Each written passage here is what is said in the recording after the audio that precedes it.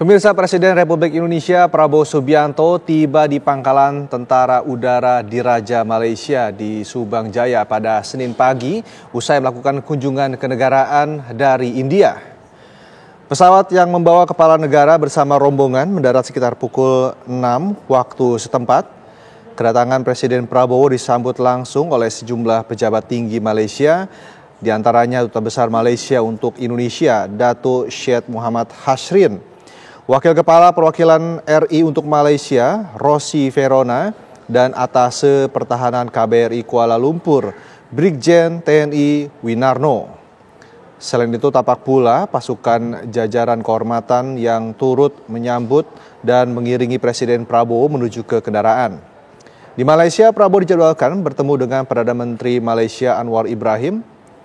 Presiden Prabowo juga akan menerima penghargaan tertinggi dari Kesultanan Johor.